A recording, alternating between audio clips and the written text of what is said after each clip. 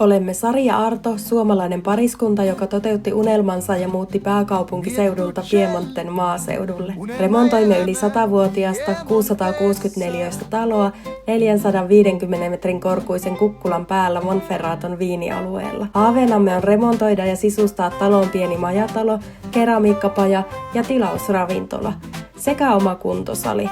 Puutarhassa unelmoimme hyötykasveista ja ehkä myös kanoista ja kaneista. Mukana matkassa ovat kissamme Uuno ja Tähkä. Kanavallamme seuraat arkeamme Italian maaseudulla. Tervetuloa mukaan! No niin, marraskuu antaa parastaa. Täällä mäen päällä alkoi tulemaan lunta. Tulee ihan tommosia kunnon kokoisia hiutaleita. Ja tänään sitten kävi puutarhurit tekemässä töitä ja leikkaamassa ja trimmaamassa vähän noita pihapuita ja puuaitaa.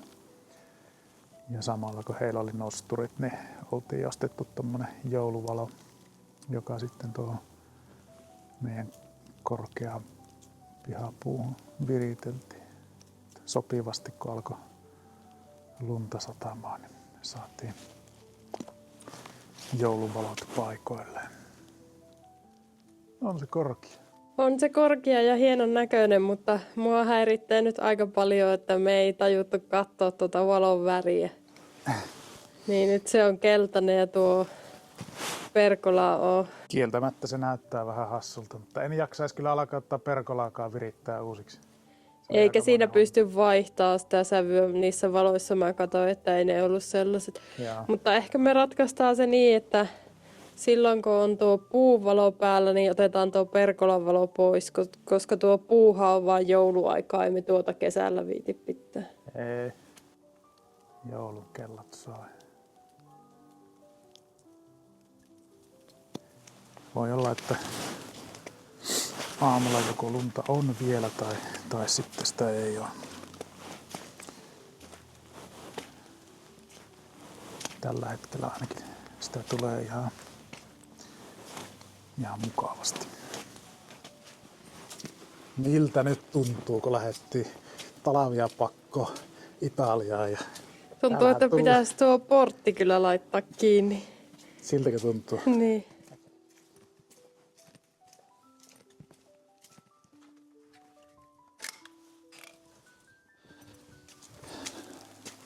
Onko joulunen fiilis? No kieltämättä tässä kun kattelin, niin vähitellen alkaa olemaan joulunen fiilis. Vähän märkää.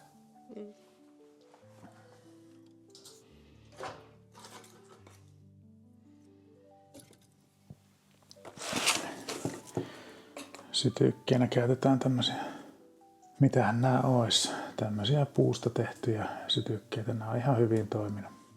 Italiassa on paljon myynnissä semmoisia, tai varmaan niitä joka puolella semmoisia vähän jotenkin muovilta vaikuttavia ja vähän kemikaalilta ja bensolta haisevia valkoisia paloja. Nämä on ollut ehkä vähän kivempiä, niin toimii ihan yhtä hyvin, jollei jopa paremmin. Hyvin sytty. Hyvin sytty. Oli niin ammattitaitoinen sytyttäjä.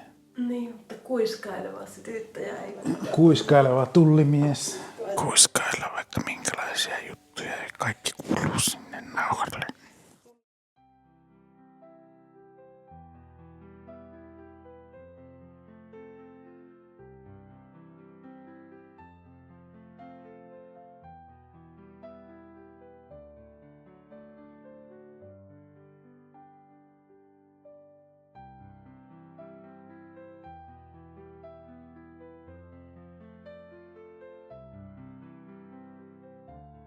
Tänään olisi vuorossa persimonsadon säilöntä. Mä oon nyt steriloinut noi purkit, keittänyt niitä kuumassa vedessä.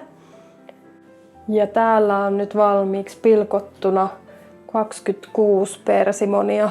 Täytyy tehdä 2 osassa. Osa on vielä vähän raakoja, niin odotellaan niiden kanssa, että ne kypsyy. Mutta tästä tulee nyt jo iso kattilallinen hilloani. Ja tähän lisäillään sitten 6 desiä vettä. Sitten 3 sitruunanmehu. Mulla on täällä vähän noita siemeniä, niin mä menen ton siivillä läpi. Eli tässä on tämmönen reilu desin verran tätä sitruunamehua. Ja sitten vähän tämmöistä joulusta makua, niin yksi kanelitanko tänne mukaan myös. Ja näitä keitellään nyt sitten vartin ajan suurin piirtein, kunnes ne on pehmentynyt. Persimonit on kiehunut nyt täällä reilun vartin verran veden, sitruunamehun ja kanelitangon kanssa. Ja seuraavaksi surautetaan ne tuolla sauvasekoittimella tasaiseksi ja otetaan toi kanelitanko siksi aikaa pois. No niin, sitten laitetaan toi levy pienimmälle. Kanelitanko takas tonne sekaan. Ja sitten mä laitan tähän määrään nyt tommosen 7 desiä suurin piirtein sokeria. Instagramista löytyy pienemmälle määrälle hilloa ohje, jos haluaa kokeilla tätä kotona. Ja nyt tosiaan sitten matalalla lämmöllä ja välillä sekoitellen, niin semmoinen 20 minsaa vielä keitellään tätä hilloa ja sitten laitetaan purkkiin.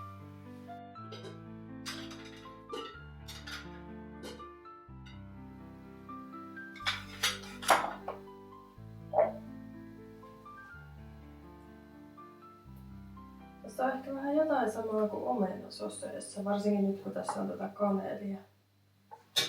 On sen verran paksut nämä purkit ilmeisesti, että tätä kärsii pitää. Laitetaan itse asiassa mahdollisimman tiukka. Kärsii pitää hetken aikaa kädessä, mutta sitten kun ehtii olla kauemman aikaa tuossa purkissa toi hillo, niin tää menee ihan tulikuumaksi toi purkki.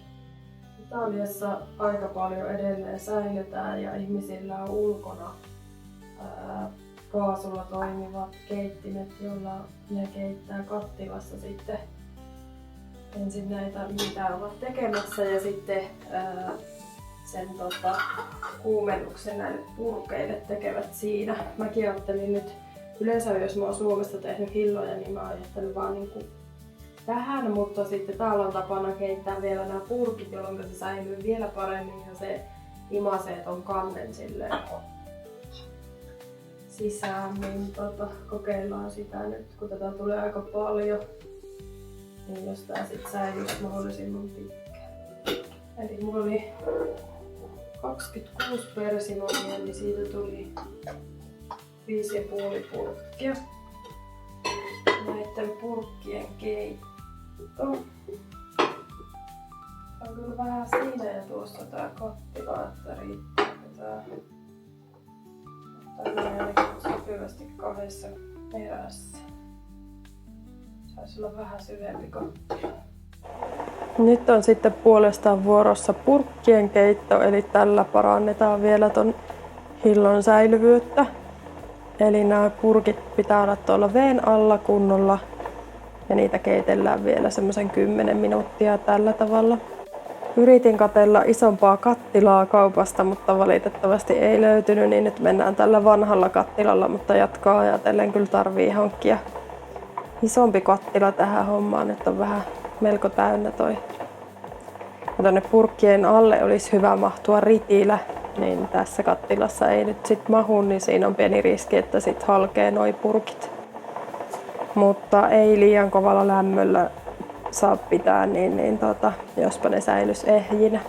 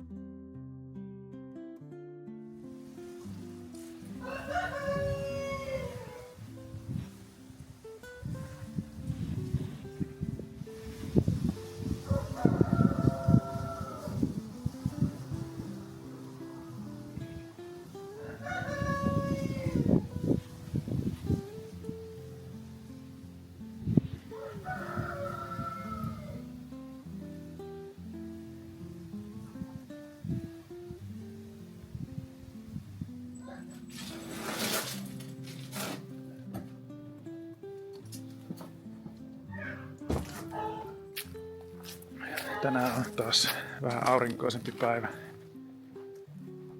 ollut ja ehkä semmonen 10 astetta.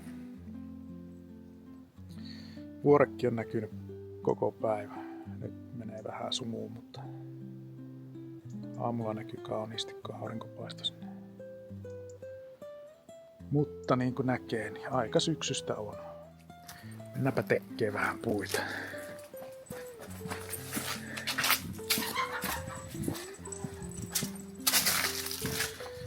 Jaha, mitähän siellä tapahtuu?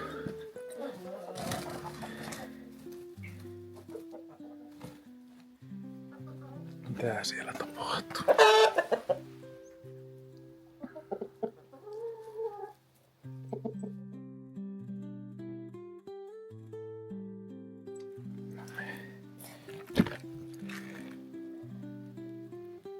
Komposti. Ei oo kauhean kuuma, mutta vähän niinku lämpöä tulee. Ehkäpä se toimii. No niin, hyppääkö sinne päälle? Että miten hienosti. Sä oot minun kaverina. Sulla vähän tuo silmä meinaa nyt vuotaa. Uunalla heti on semmonen, kun tulee vähän kylmemmät kelit, niin pikkusen meinaa olla nokkatukossa.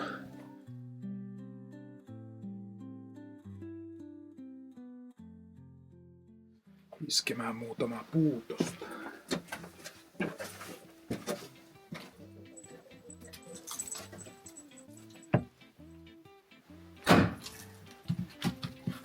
Vähän heikko esitys tämä kirves. Mä oon ainoa kirves. Mikä on tämmöiseen pilkkomiseen ja tämäkin on tämmönen vanha fiskars. Pitäis terottaa ja pitäis hankkia ehkä vähän isompi. Mutta eipä tässä nyt oo ihan hirveesti ollut tätä halkomishommaa. Sitten tässä tietysti tää katto on niin matalalla tässä, että jos meinaa pilkkoa, niin ei tässä nyt kovin isoja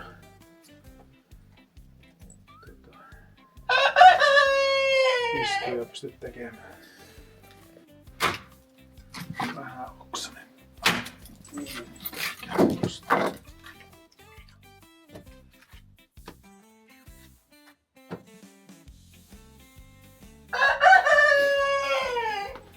Muutama puu tosta vielä. Saadaan toi kamina toimintaan. Tonne meidän tavernaan. Tai jotain. Ehkä havupuuta olisi, no en tiedä, jotain ihan ok, tää palaa hyvin. Tää on jopa ihan miellyttävää pilkkoa ja sitten on semmosia vähän vaikeampia lajeja. Voi että meillä kukot ja kanat huutaa. Kuvitteleeko ne, että mulla on jotakin niille? Ei mulla oo.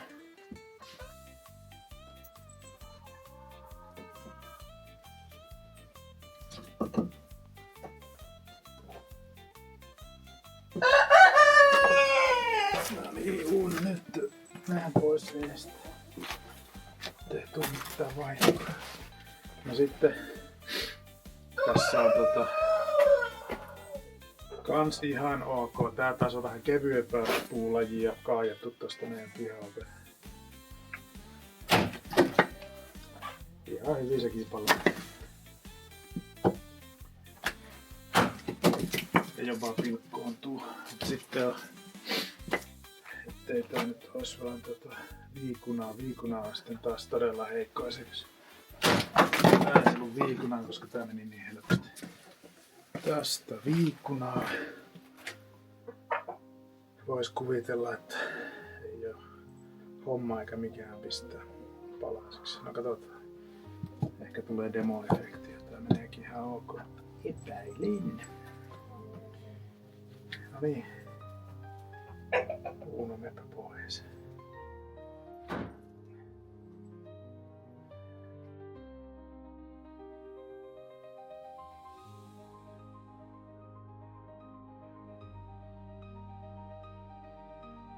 Heitetään kokonaista.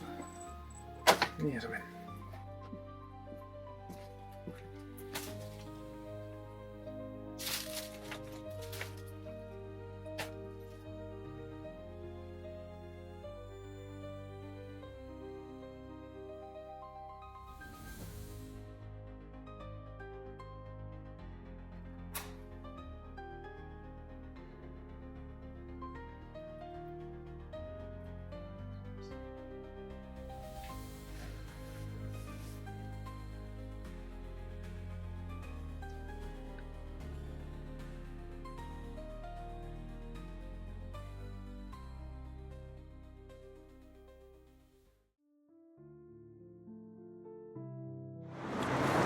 Missäs me ollaan?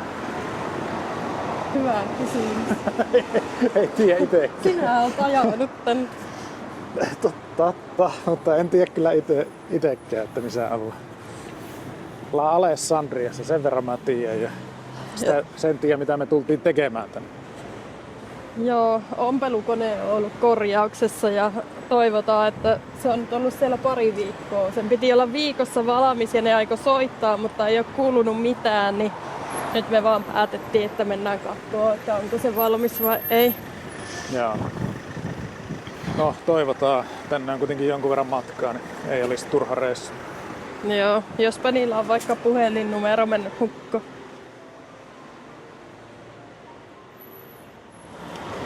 Buonasera.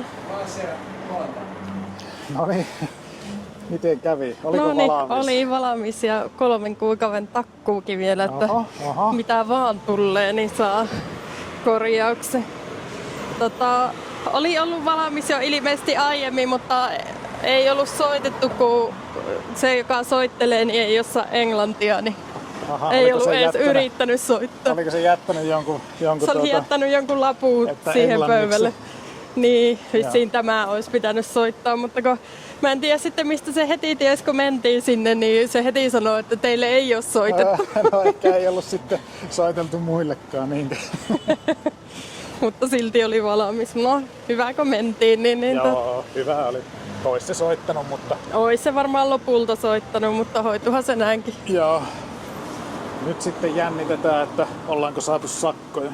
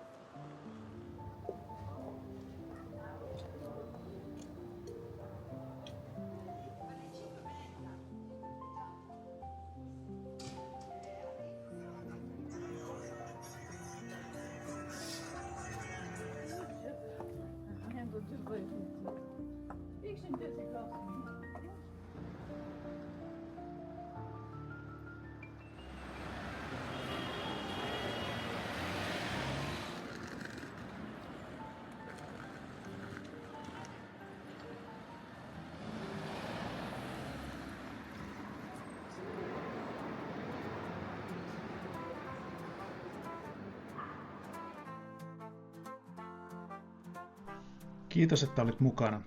Tilaa kanava, jos haluat jatkaa matkaa meidän kanssa. Ja kerro kommenteissa, mikä oli sun suosikkikohta videosta. Kiitos. Miettucelli,